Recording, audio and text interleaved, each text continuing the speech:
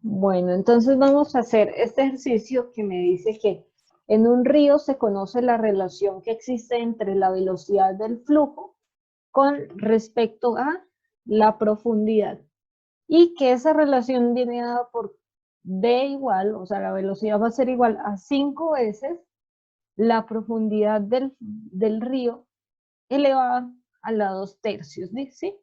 Dice, si existe una ola en la superficie libre que avanza contra la corriente, ¿cuál es la profundidad que debe tener el agua para que la ola pueda viajar río arriba? ¿Sí?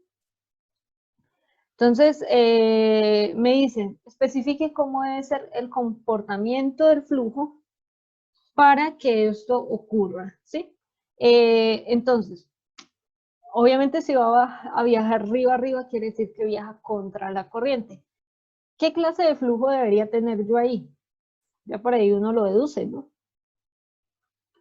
¿Qué creen ustedes que cómo debería ser el flujo en ese río para que por lo menos un nadador pueda ir contra la corriente? ¿Cómo es la pregunta, profe? Aquí me dicen, bueno, que especifique el flujo que debe tener el río para que esto ocurra. ¿Qué cosa? Para que la ola en la superficie libre pueda avanzar río arriba o contra la corriente. ¿Qué clase de flujo debería tener yo? Flujo variado estable, profe. No, porque el variado estable me dices que la profundidad varía eh, y, que, y que la descarga permanece constante, ¿no? Analícenlo de esta manera. Si ustedes están en un río y quieren ir en contra de la corriente, el Flujo río, supercrítico, profe. ¿cómo? Flujo supercrítico, que es el que es más estable, ¿no? El que nos permitiría nadar. En el flujo Tiene supercrítico, que ser subcrítico porque tiene baja El velocidad. subcrítico. vamos a ver. Eso, subcrítico, qué pena, lo confundí. Exacto, ¿no? Porque recuerden que el flujo supercrítico es el que tiene, el que nosotros llamamos rápido, ¿no? El flujo supercrítico siempre son flujos rápidos, entonces, pues si el río va a gran velocidad y usted no nada lo suficientemente rápido, se lo va a llevar, ¿no? ¿Qué es lo que pasa aquí? Entonces, C va a ser la velocidad de la perturbación, sea una ola o sea un nadador, ¿sí? Entonces, si el río va muy rápido, el flujo va a ser supercrítico, porque tiene alta velocidad y tiene baja profundidad.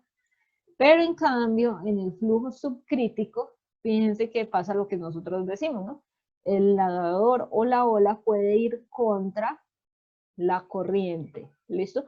¿Por qué? Porque la velocidad de C es mayor a la velocidad de B, ¿listo? Entonces, eso es lo primero que hay que plantear ahí. Yo digo, bueno, si necesito ir en contra, obviamente necesito un flujo tranquilo. Y los flujos tranquilos están dados por flujos subcríticos, ¿sí? O sea que aquí el valor de Freud es ¿qué? Mayor a 1, menor a 1, igual a 1.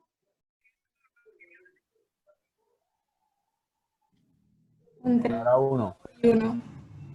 Menor. Menor a 1, exacto. ¿Listo?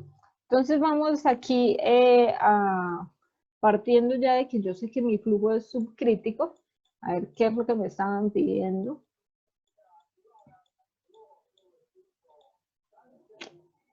Me están preguntando. Ya. Bueno, me dan la velocidad, la relación entre la velocidad y la profundidad. ¿Cuál debe ser la profundidad que debe tener el agua para que la ola pueda viajar río arriba o en contra de la corriente? Entonces, tengo que determinar aquí mi profundidad para que pueda ir en contra. Entonces, ¿qué voy a hacer? Vamos a pasar aquí a la hojita. Fíjense que en mi hojita, bueno, yo tengo aquí un pequeño dibujito que me especifica hacia dónde va el río y hacia dónde debería ir la ola, ¿sí? Y aquí hay una personita que está viendo cómo es ese movimiento. Entonces, fíjense que nosotros dijimos que el que me convenía era plantear cuando el flujo es subcrítico, ¿sí? Porque la velocidad de C debe ser mayor a la velocidad de B, ¿sí? Entonces, tengo mi flujo subcrítico, en que velocidad C debe ser menor a velocidad de, perdón, velocidad del río debe ser menor a la velocidad de C o de la perturbación. ¿Listo? Y esto pues es lo mismo que decir C menos B, ¿no? Si yo paso esto hacia allá y lo igualo a 0. Bueno, entonces, ¿qué voy a hacer? Planteo la ecuación de Freud. ¿Listo? Entonces yo ya sé que esta es la velocidad del río y esta C es la velocidad de la perturbación. ¿Listo? Quiere decir que C es igual a raíz de gravedad por Y. ¿Sí? Eso ya lo habíamos visto. ¿Listo? Recuerden que C es la velocidad de la perturbación. Entonces fíjense que aquí ya encontré qué relación tiene la velocidad de la perturbación con la profundidad. Entonces, ¿qué voy a hacer ahora? Fíjense que yo dije que C menos B es igual a la raíz de la gravedad por la profundidad menos, y B que era 5 menos, digo 5 por la profundidad a la 2/3, ¿sí? Entonces yo ya sé que si resto la velocidad de mi perturbación menos la velocidad del río, pues esta va a ser la ecuación que domine esa relación, ¿sí? Velocidad de la perturbación, velocidad del río. ¿Listo?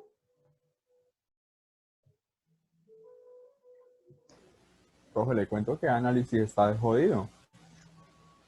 Pero mire que aquí ya tiene usted las relaciones, ¿no? Ya se las están dando, de hecho. Si es subcrítico es C menos B. ¿Qué es C? C siempre va a ser raíz de gravedad por profundidad, C nunca cambia. ¿Y qué era B? 5 veces la profundidad a la 2/3. Entonces, obviamente yo sé que la velocidad de B debe mantenerse menor a la velocidad de C. Entonces vamos a ver aquí. Aquí yo la tengo en pies porque, déjenme ver, se me olvidó ponerle las unidades, pero las unidades iban en pies. Las unidades de B estaban en pies sobre segundos. Esta aquí. Pies sobre segundo. Sí, que ahí no se las puse. Por eso es que aquí la gravedad la tengo en sistema inglés. ¿Listo? Entonces, yo sé que mi velocidad del río debe ser menor a la velocidad de la perturbación. Porque si es mayor, ¿qué pasa? Si es mayor, el río se lo va a llevar, ¿no? Simplemente es eso, el análisis que debe hacer. Si el río va más rápido que la perturbación, se lo lleva. O sea que es supercrítico. Para que sea subcrítico, la velocidad del río debe ser menor a la velocidad de la perturbación. Yo siempre les digo, hagan de cuenta que ustedes son la perturbación, ¿sí? Que ustedes son C. Entonces, obviamente, ustedes deben ser más rápidos que el río para que puedan nadar en contra, ¿no? Hasta ahí no hay mayor complicación. Entonces, fíjense que aquí tengo una raíz. ¿Y qué hago? Pues elevo esta raíz al cuadrado, por lo tanto voy a elevar el otro lado de la igualdad también al cuadrado, ¿sí? Lo que quiere decir que el 32.2 por Y me va a quedar por fuera, y estos pues simplemente me queda 5 al cuadrado, 25, y Y a la 2/3 elevado al cuadrado, pues multiplico los exponentes, me queda Y a la 4/3. ¿Listo? Y ahí pues simplemente es resolver esa inequidad, ¿no? Entonces fíjense que yo pongo las Y de un solo lado y paso lo otro allá a dividir, ¿no? Entonces aquí me quedo y a la 4/3 sobre y. Y este lado me queda 32.2 entre 25. Entonces aquí cuando resuelvan, pues van a restar aquí exponentes. Les queda y a la 1/3. Y ¿qué pasó? Como me queda la 1/3, pues elevé esto al cubo para cancelar este tercio con este tercio. Y esto también lo elevé al cubo, ¿sí? Entonces y va a ser igual a 1,288 al cubo. Lo que quiere decir que y debe ser, bueno, igual no, perdón, menor, ¿no? No se olviden del signo, menor. Y debe ser siempre menor a 2,1367. Entonces ya por el análisis, ¿qué debo suponer yo? Que si por lo menos mi profundidad es 2.2, va a aumentar mi velocidad y se va a volver un flujo supercrítico. Entonces, para que se mantenga subcrítico, las profundidades deben ser bajas. Entonces, ¿qué tan bajas? Menores a 2,1367. ¿Listo? De hecho, si mi profundidad es 2,1367, yo debería obtener que aquí tengo un flujo crítico, ¿no? O sea que Freud me debería dar 1. ¿Listo? Entonces, de hecho, por ahí a veces uno puede hacer una tablita para analizar en qué rango de profundidades me puedo mover. ¿Listo? ¿Preguntas hasta aquí? Voy a ponerles aquí esta, que se vea completa.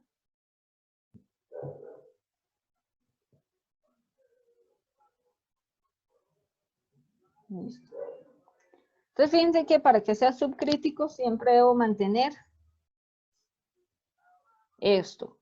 Que la velocidad del río no sea mayor a la velocidad que ustedes llevan, porque si no se los va a arrastrar.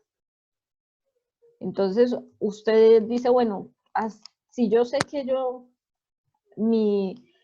nado a cierta velocidad, entonces, y el río va cambiando su profundidad, ¿hasta dónde puedo llegar? Pues hasta cuando el río tenga una profundidad máxima de 2,1367.